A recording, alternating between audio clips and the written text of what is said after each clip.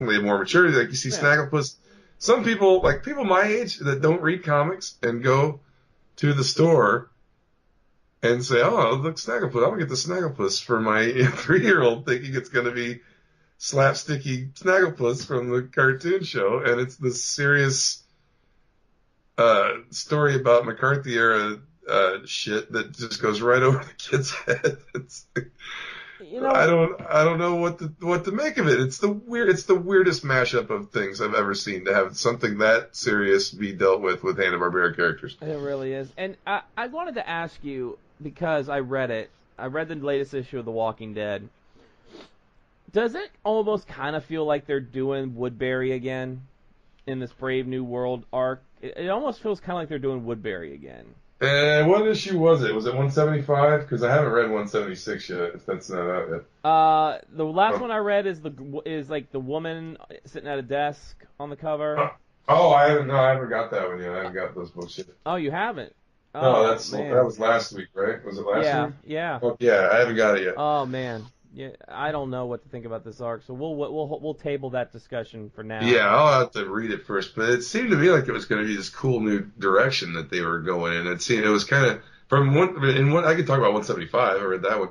175 is where they first get there, or when they first meet at the meetup point that Eugene had made with the girl on the radio. Yeah.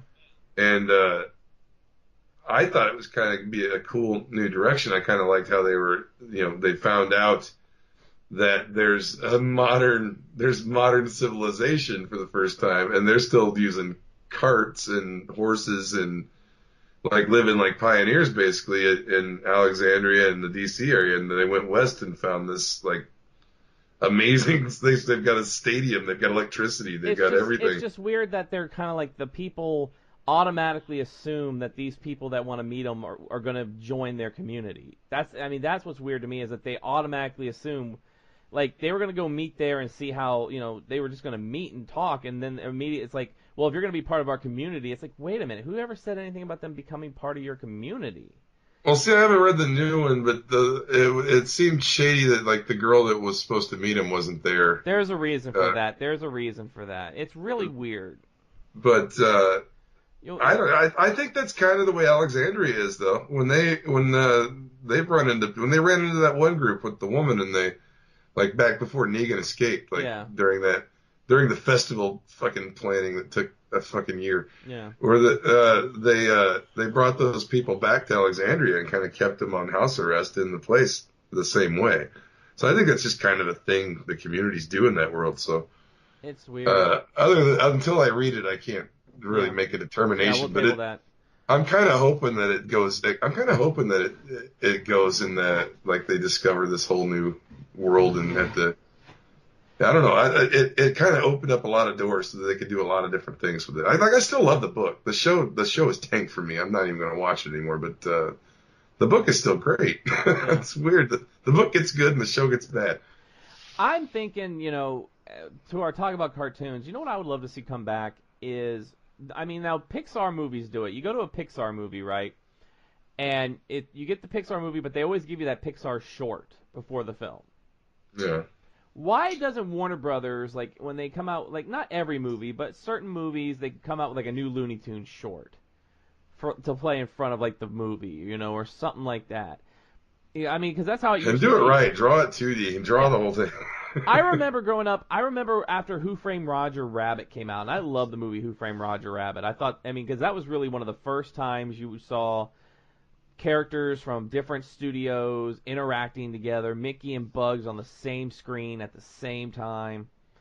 And, I think after that you had, what was it, Cartoon All Stars to the Rescue, where they were telling, it was all the different cartoon characters telling you not to do drugs, like it was like Michelangelo and it was like the Ninja Turtles and the Muppet Babies and the Smurfs and Alf and Garfield, or like, don't do drugs. Um, but I remember when Who Framed Roger Rabbit came out, and then like movies after that, like Honey I Shrunk the Kids or whatever, would have like a Roger Rabbit short before the movie. And any chance I can see more Jessica Rabbit, I'm all over it. That was when Honey I Shrunk the Kids came out. It was like right around the time I went to when MGM first opened down at Disney World, Hmm. and I remember going and they had props from that movie there, like on the studio lot tour or whatever you take through there. Disney I is remember going to be, they had a real snow speeder from Empire there too. That's when I went there. I remember that dude. was pretty. Disney is going to be. They are changing so much stuff at all the parks because you're getting a Star Wars land, you're going to get a Marvel land. There's a Toy Story land coming. I mean, they're building so much new stuff at these parks to integrate. I mean, and I don't even know why Avatar is at Animal Kingdom because last time I checked, I don't know, was Avatar even a Disney or a Touchstone or whatever their subsidiaries was? But they have the whole Avatar land. It's kind of funny. We're gonna build a land based off. Yeah, Avatar is like the highest grossing film of all time almost. But one movie They're banking on the 4 or 5 sequels that that James that Cameron's promising. that I he's don't think he's going to get promising that many. that Yeah, I don't think. we haven't seen shit of. Well, I guess they're starting to work on them and like principal shit's being done. But I mean, I don't think he's going to get 4. I don't think he's going to Well, go you that know what's far. bad? I saw Avatar, but I can't remember a damn thing about that fucking movie. Like, it was not memorable. To I me, it wasn't remember that memorable. it was basically Dances with Wolves and on an alien planet, Yeah. and that was the whole point of it. And that I didn't after I've watched that, like I can appreciate a lot of work went into that thing because it's pretty amazing visually, especially when I saw it in 3D in the theater, and it was pretty amazing to see. But I don't think it was anything original. I think that the visual effects were pretty fucking cool, but I mean, other than that, it was Dances with Wolves in space. And the script wasn't that good, and I didn't think it was a very good movie. Unobtainium is the dumbest fucking name for anything in the world, and I didn't care. I thought that was really stupid. And really, the only thing it's just eye candy. The movie it didn't I didn't feel anything for the characters. It just felt generic, It's like and I don't think there's enough there to make 4 or 5 movies out of. well, Honestly, it's like he gives us a great sequel to Aliens. To Alien. Aliens was a great sequel. It's one of those oh, I'm not. few. He's great. I guess Well, Terminator 2, all that shit that he made well, was that's good. it. He's one of those few directors that can actually give you a sequel that is either just as good or, if not better, than the original. And honestly, Titanic is not my favorite movie by far. I didn't. Nah, It's not my kind of movie. no. But I'll give him this. I did watch it, I and I watched didn't it. turn it off, and I watched the whole Well, thing, I and saw it in it didn't theaters. I really. couldn't turn it off. It didn't really. I watched it when it came out, like on DVD, and I watched the whole thing, and I wasn't really. I thought it was kind of stupid. It wasn't my kind of story, but I watched the whole thing. It I didn't got bore me. I dragged wasn't to like it. really bored. Like these local girls wanted to go see it, so I got dragged to it.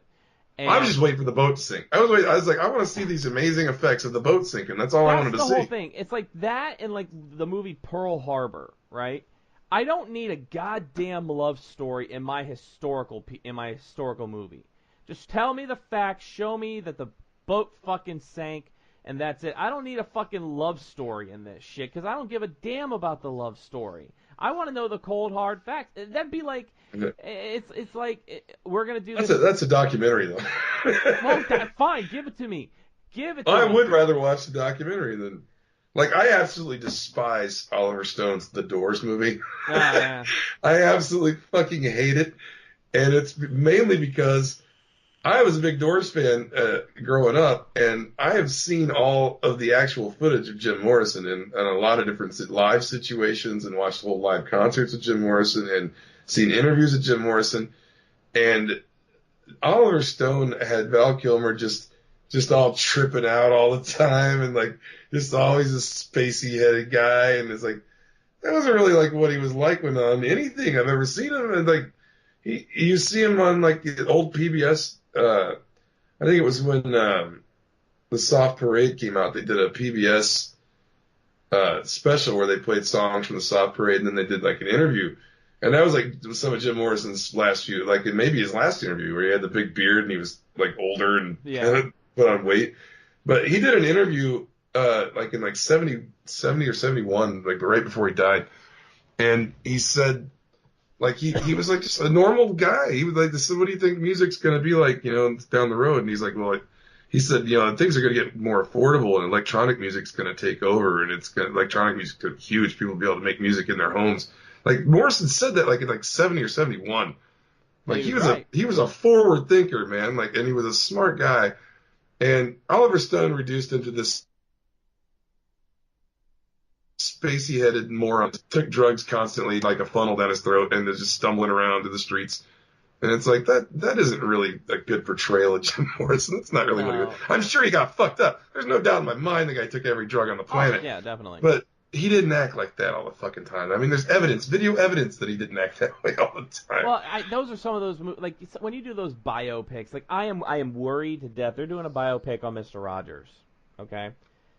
And I want to know, why is it nowadays when they do a biopic and they're like, we need an actor to play this character. Tom Hanks! It's a biopic. Let's get Tom Hanks!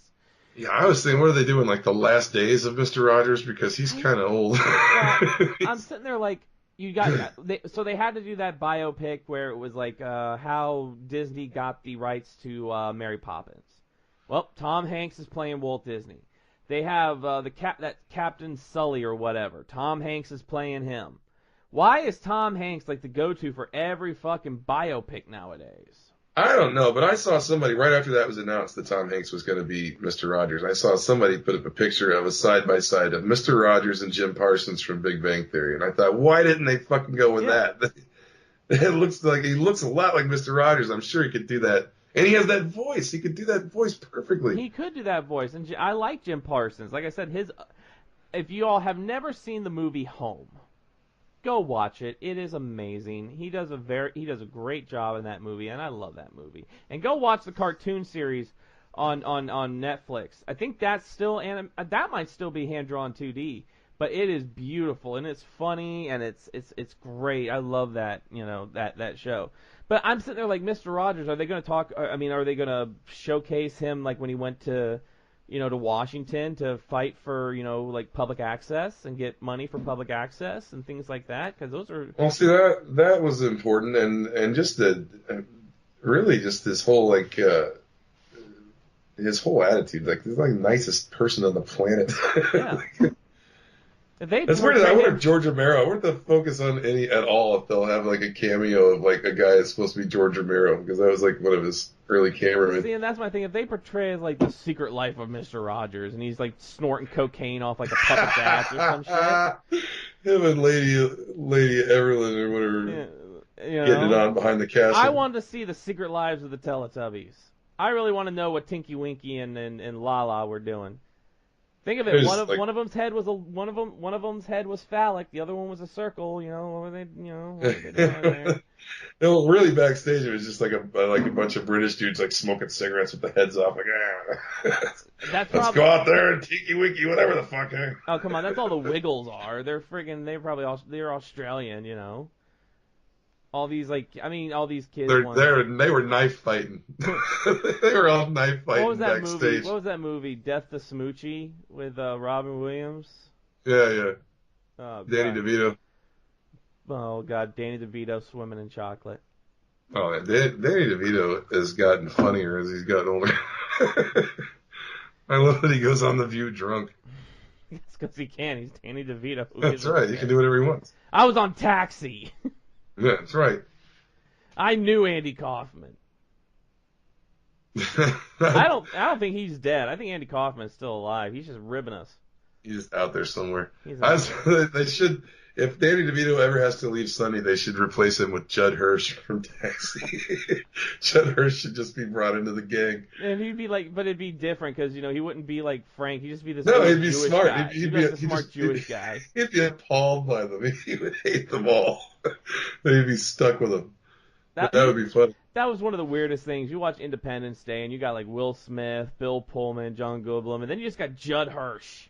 Yeah, Judd Hirsch just brought along for the ride, just an old man. And he's like, what am I doing here? You're like, well, you know what? Hey, you got some good cigars. Yeah, I got cigars. I got cigars. And then he brings in his buddy, freaking Christopher Lloyd.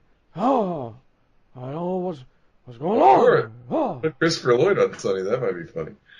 Oh, we're gonna do cocaine. Oh, I like it. Crack. All right, let's. We want to thank everybody for joining us tonight. That's our talk about whatever it Crack. is. Crack. Coke. The Doc Brown snorting coke. Yeah. we're going to be going into the review portion, but for those who don't want the review spoiled, we're going to go ahead, give you all the links and everything. Make sure, if you haven't already, go to our YouTube channel, Nerd Rage Renegades on YouTube.